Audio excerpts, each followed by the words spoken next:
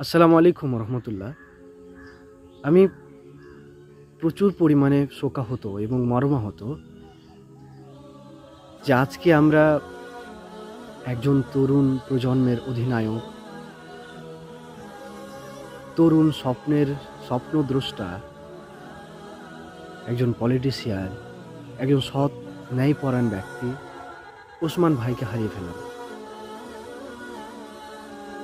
ওসমান ভাই তিনি চাইলেই তার বিলাসী জীবন কাটাতে পারত, কারণ তিনি শুধু একজন ছাত্রদের দলনেতা ছিল না, তিনি একজন ছিলেন শিক্ষক, মোটিভেশনাল স্পিকার। সার্বজনীন দিক দিয়ে দেখতে গেলে তিনি তার জীবনটাকে এমনিতেই কাটিয়ে দিতে পারতেন, কিন্তু তিনি দেখছেন যে আমরা জীবনে বেঁচে থাকবো কতদিন। আমার আয়ু ধরে নেন 50টা বছর। আচ্ছা, 50টা বছর, এখন আমার 22-23টা বছর হয়ে গেল। আমি আমার জীবনে কি প্রভাব ফেলবো? কথা হচ্ছে, মানুষ কত এসেছে কত গেছে, কোটি কোটি মানুষ এসেছে, কোটি কোটি মানুষ চলে গেছে, কিন্তু তাদের নাম ইতিহাসের পাতায় লেখাই নেই। ইভেন আমার বাবা, দাদু এবং ম্যাক্সিমাম তার বাবার নাম আমি জানি, কিন্তু আমার দাদুর নাম আমি জানি না। কারণ হচ্ছে, আমার দাদু না তেমন কোনো খাস কাজ করে গেছেন, না তিনি প্রভাব ফেলে গেছেন।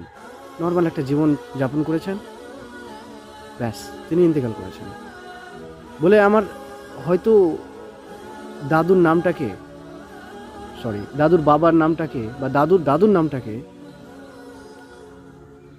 মুখস্থ করতে হচ্ছে লোকলজ্জায়, কিন্তু আমার দাদুর নামটা আমি জানি না। এর পিছনের কাহিনী হচ্ছে এটাই, যে তারা জীবনে তেমন কোনো প্রভাব ফেলেনি। তো ওসমান হাদি ভাই এই জিনিসটা চিন্তা করলেন, কল্পনা করলেন যে আজকে আমার আয়ু হচ্ছে 50 থেকে 60 বছর, 25-30 বছর হতেই আসলো। এই জীবনটা আমার কেন, মানে কি করবো আমার এই জীবনটা নিয়ে? আসলাম, বড় হলাম, সংসার করলাম, মারা গেলাম, কি লাভ হলো? কেউ তো আমাকে নিয়ে আলোচনা করবে না, কেউ তো কথাও বলবে না। তিনি এই নীতিটাকে পাল্টাতে চেয়েছিলেন। বর্তমান দুর্নীতিযুক্ত কান্ট্রিকে দুর্নীতি মুক্ত কিভাবে করব, এর জন্য তিনি চেষ্টা করেছিলেন। তিনি জানতেন যে হয়তো তার এই প্রচেষ্টা পুরোপুরি সফল হবে না, তিনি হয়তো বাঁচবেন না, কিন্তু তিনার কথা প্রত্যেকটা শব্দ তাকে লাগা বুলেটের চেয়েও, মানে তার মাথায় বিদ্ধ করা বুলেটের চেয়েও বেশি গতিশীল ছিল এবং বেশি ধারালো ছিল। তিনি এটা বলতে চাইলেন সবাইকে যে দেখো, আমি দুর্নীতি মুক্ত দেশ করতে চাই, হয়তো এর জন্য আমি আগামীতে বাঁচবো না, কিন্তু তার চেষ্টার জন্য হয়তো হাজারো যুবক, হাজারো তরুণ একটা স্বপ্নের আশা পাবে, দুর্নীতি মুক্ত একটা দেশকে ইমাজিন করতে পারবে। এটাই কি কম নয়? তিনি এই স্বপ্নটা দেখেছিলেন।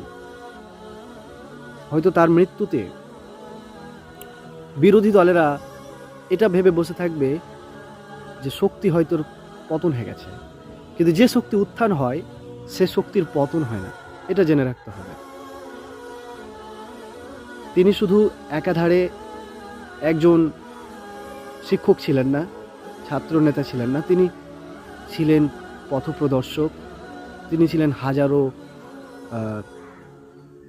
তরুণের স্বপ্নদ্রষ্টা। আল্লাহ তাকে শহীদ হিসেবে কবুল করুক। ওয়া মা আলাইনা ইল্লাল বালাগ।